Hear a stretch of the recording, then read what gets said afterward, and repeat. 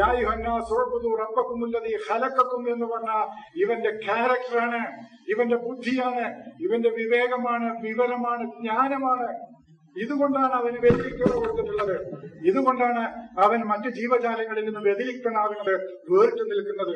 അതുകൊണ്ട് ദൈവിക കൽപ്പനകൾക്ക് ഇവൻ വിധേയപ്പെട്ടേ മതിയാവൂ. കാരണം ഇത് വിധേയപ്പെട്ടിട്ടില്ലെങ്കിൽ ഇവന്റെ പ്രത്യാഘാതങ്ങൾ മറ്റു ജീവജാലങ്ങളെ പോലെയല്ല. മനുഷ്യൻ കേടുവന്നാൽ ഒരു മൃഗം കേടുവരുന്നത് പോലെയല്ല. ഒരു മൃഗം കേടുവന്നാൽ അതിന് പരിധിയുണ്ട്, പക്ഷെ ഒരു മനുഷ്യൻ കേടുവന്നാൽ അതിന് പരിധിയില്ല. അതുകൊണ്ടാണ് ദൈവിക കൽപ്പനകൾക്ക് അവൻ വിധേയപ്പെട്ടേ മതിയാവൂ എന്ന് പറയുന്നത്. ഈ രാജ്യം തകർക്കാൻ എനിക്ക് കഴിയും.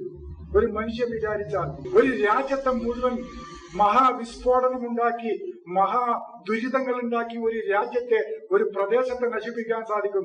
ഒരു മൃഗം വിചാരിച്ച ഏറിക്കഴിഞ്ഞാൽ വേറൊരു മൃഗത്തെ കൊന്നു തിന്നാനേ സാധിക്കുള്ളൂ. പരമാവധി കേടുവന്നു. അതിനപ്പുറം ഒരു മൃഗത്തിന് കേടുവരാൻ കഴിയില്ല. ഒരു കാട് ഇളക്കി മറിച്ച് അതിനെ നശിപ്പിച്ച് നാലായ പേരാക്കാൻ ഒരു സിംഹം വിചാരിച്ചാൽ നടക്കില്ല. ഏറിക്കഴിഞ്ഞാൽ അവിടുത്തെ ഒന്ന് രണ്ട് ജീവികളെ ഒന്ന് അതിന്റെ വിഷപ്പടക്കാൻ പറ്റുമെന്ന് പറയും. ഇത് മനുഷ്യന് മാത്രം കൊടുത്ത വ്യതിരിക്തമായ ഒരു സ്വഭാവമാണ്. അതുകൊണ്ട് മനുഷ്യ, നിന്റെ ദൈവിക കൽപ്പനകൾക്ക് നീ വിധേയപ്പെട്ട് കഴിഞ്ഞേ മതിയാവൂ. അതാണ് സുമ്മറബിനാഹു അസ്ഫല സാഫിലേ. ഇത് പറയണമെങ്കിൽ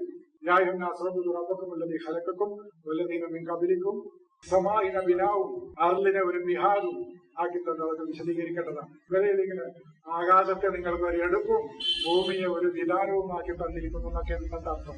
അവിടേക്ക് നമുക്ക് വിശദീകരിക്കാനുണ്ട്. എന്താണ് സമാധം, എന്താണ് അർല്. അപ്പോഴേ എന്നിട്ടാ പറയുന്നത്, ഈ സമാവും അർലും ഞാൻ നിങ്ങൾക്ക് നിശ്ചയിച്ചു തന്നിട്ട് ഇനി നിങ്ങൾ ഇതിന് ബദൽ വേറെന്ന് കൊണ്ടുവരാൻ പറ്റുമെങ്കിൽ കൊണ്ടുവരി എന്നുള്ള വെല്ലുവിളി. അപ്പോഴാണ് ആ സമാവും അർലും എന്താണെന്ന് മനസ്സിലാവുള്ളൂ. അപ്പൊ നിങ്ങൾക്ക് സമാ എന്താണ്, അർലെന്താണ്.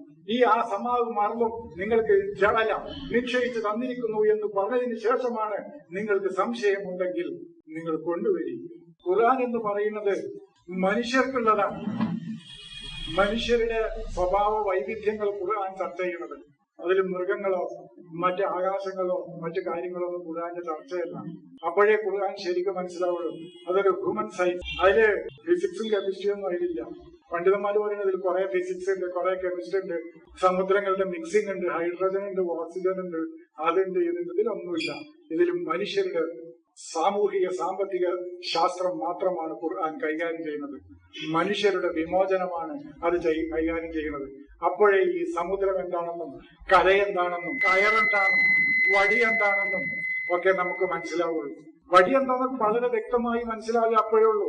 നമ്മൾ ഒരു മനുഷ്യന് കണ്ണു കാണാത്ത ദുർബലനായ, ആരോഗ്യമില്ലാത്ത ദുർബലനായ ഒരു മനുഷ്യന് താങ്ങായിട്ടാണ് വടി. വീക്കായിട്ട് നല്ല രണ്ടു കാലിൽ നടക്കാൻ കഴിവില്ലാത്ത വീക്കായ ദുർബലനായ ഒരാൾക്ക് ആശ്രയിക്കാനാണ് ഒരു വടി. എന്നപോലെ ആശയ രംഗത്ത് വളരെ ദുർബലരായ ആളുകൾക്ക് ആശ്രയിക്കാനുള്ള ഒരു താങ്ങുവടിയായിരുന്നു മൂസാ നബിയുടെ കയ്യിലുള്ളത്.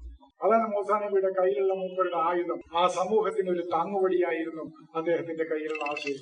അപ്പൊ അതാണ് ഇത് ആശയപരമായിട്ടാണ് ഖുർആൻ മനസ്സിലാക്കേണ്ടത്.